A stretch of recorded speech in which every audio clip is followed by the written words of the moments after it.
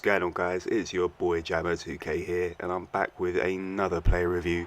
This time it's the upgraded Arnautovic, boosted up to 87, and it only just came out yesterday in the 25th Team of the Week. Make sure to like and sub if you haven't done so already, especially if you're interested in FIFA related content. Okay, so I picked up Arnautovic for roughly 175k. I sniped him yesterday, and he's a ridiculous player.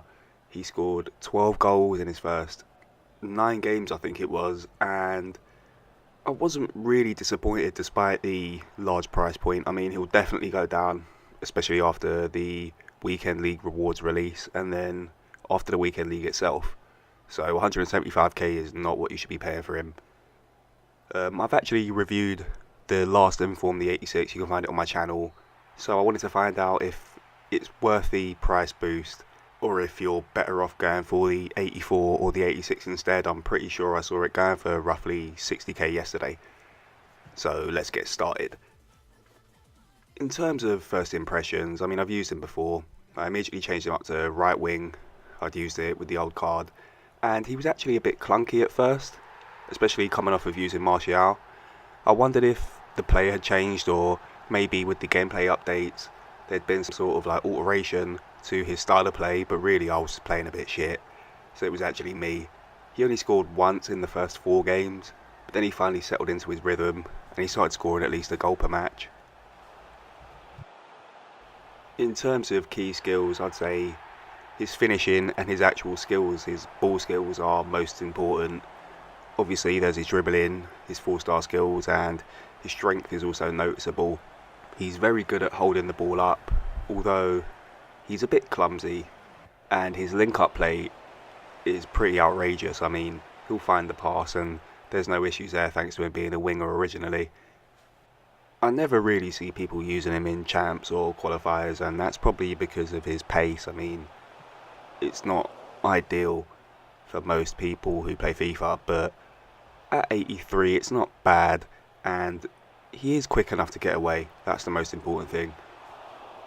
In terms of traits, he still has the long shot taker trait, the technical dribbler trait, and the selfish trait, which means nothing. And in terms of specialities, he now has the dribbler, crosser, strength, clinical finisher, complete forward, and poacher boosts, and that's because his stats are just ridiculous at the moment.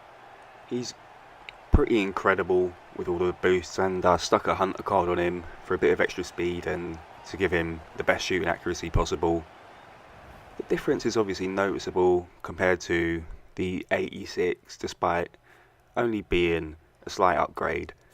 And I did try him out as a winger before moving up to a forward for a couple of games, and his size and strength do make him stand out. I mean, there's nobody like him in the Premier League, but there are a few decent options at right mid in England. I mean, somebody like Mane would probably be optimal.